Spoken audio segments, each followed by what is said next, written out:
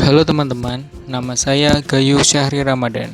Saya peserta Lasar CPNS Kementerian Perhubungan tahun 2021. Untuk kali ini, saya akan memaparkan nilai dasar ASN, yaitu anti korupsi. Apa yang dinamakan korupsi itu sendiri? Korupsi berasal dari kata Latin yaitu corruptio, yang artinya kerusakan, kebobrokan, dan kebusukan. Korupsi juga sering dikatakan sebagai kejahatan luar biasa. Salah satu alasannya adalah karena dampaknya yang luar biasa, menyebabkan kerusakan baik di dalam ruang lingkup pribadi, keluarga, masyarakat, dan kehidupan yang luas. Untuk kerusakan tersebut tidak hanya terjadi dalam kurun waktu yang pendek, namun dapat berdampak secara jangka panjang. Tindak pidana korupsi adalah suatu perbuatan yang diancam dengan pidana oleh undang-undang, bertentangan dengan hukum, dilakukan dengan kesalahan oleh seseorang. Menurut Syekh Hussein Alatas, terdapat 7 jenis korupsi, yaitu korupsi transaktif, korupsi yang menunjukkan adanya kesepakatan timbal balik antara pemberi dan penerima demi keuntungan bersama. Kedua pihak sama-sama aktif menjalankan perbuatan tersebut.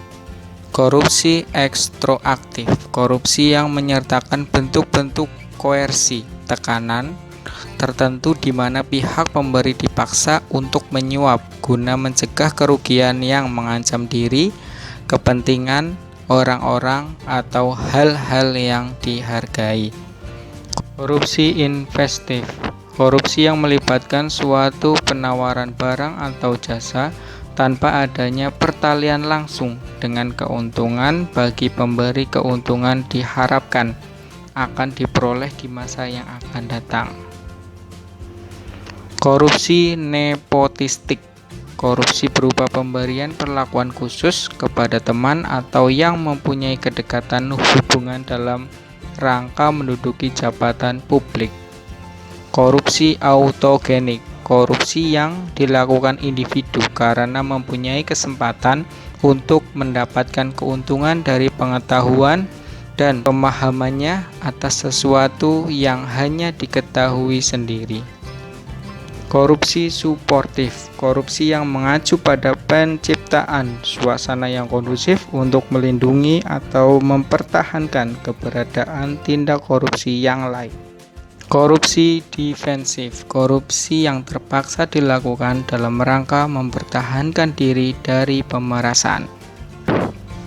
Dampak perilaku dan tindak pidana korupsi. Yang pertama, hutang yang lebih besar. 2.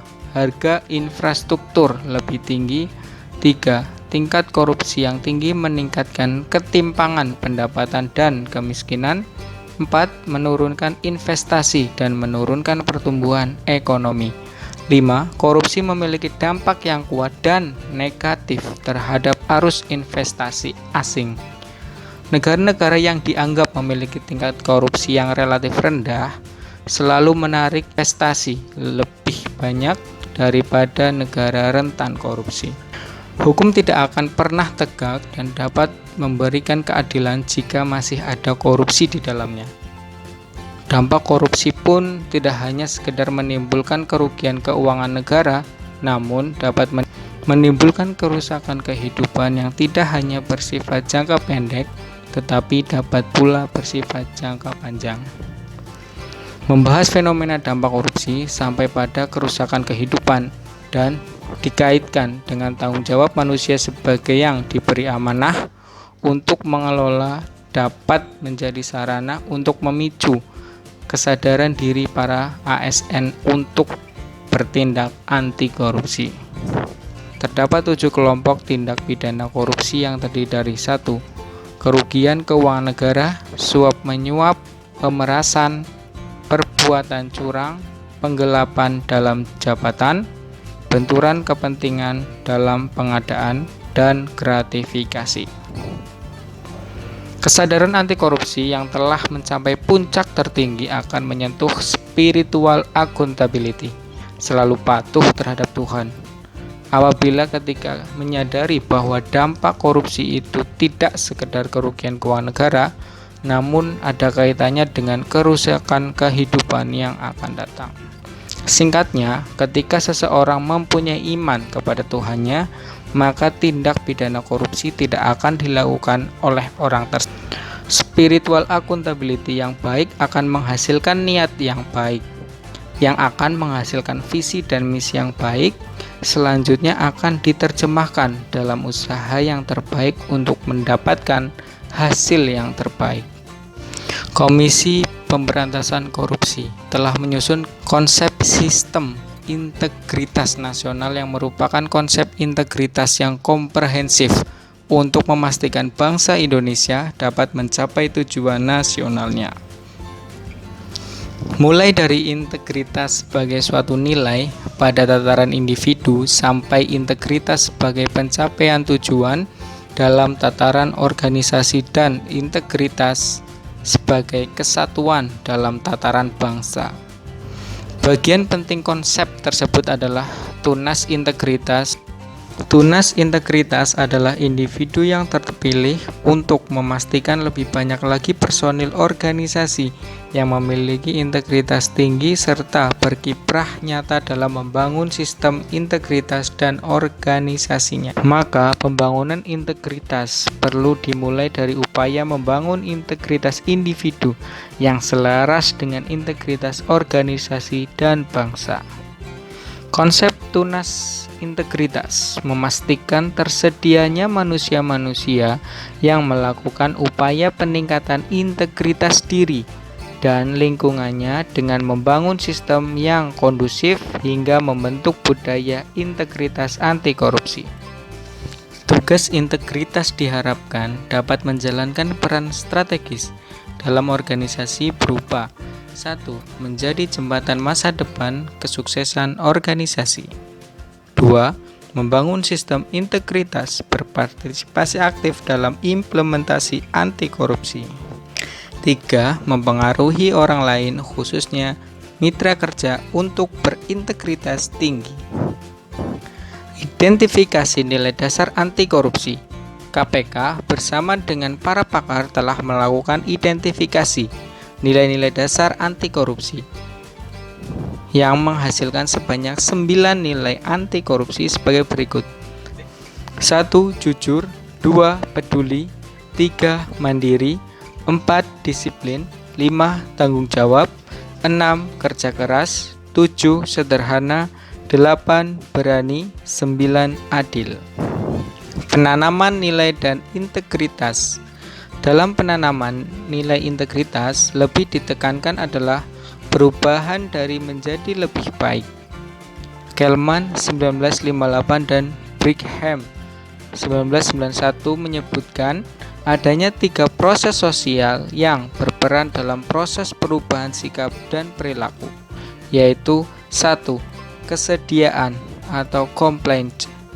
Kesediaan terhadap integritas adalah ketika individu bersedia menerima pengaruh untuk berintegritas dari orang lain atau dari kelompok lain dikarenakan ia berharap untuk memperoleh reaksi atau tanggapan positif dari pihak lain tersebut. 2. Identifikasi.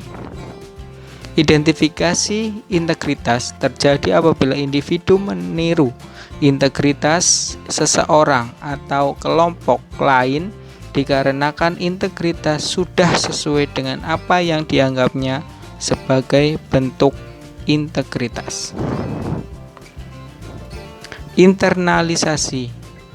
Internalisasi integritas terjadi apabila individu menerima pengaruh dan bersedia bersikap dan berperilaku dengan penuh integritas dikarenakan integritas tersebut sesuai dengan sistem nilai yang dianutnya. Integritas sebagai suatu proses sosial yang ditujukan untuk mengatasi korupsi di Indonesia. Kata kunci untuk menjauhkan diri dari korupsi adalah internalisasi integritas pada diri sendiri dan hidup atau bekerja dalam lingkungan yang menjalankan sistem integritas dengan baik. sistem integritas untuk menjaga suatu organisasi mencapai tujuannya secara berintegritas, diantaranya 1. Kebijakan perekrutan dan promosi, 2. Pengukuran kinerja, 3. Sistem dan kebijakan pengembangan SDM, 4. Pengadaan barang dan jasa, 5. Kode etik dan pedoman perilaku, 6.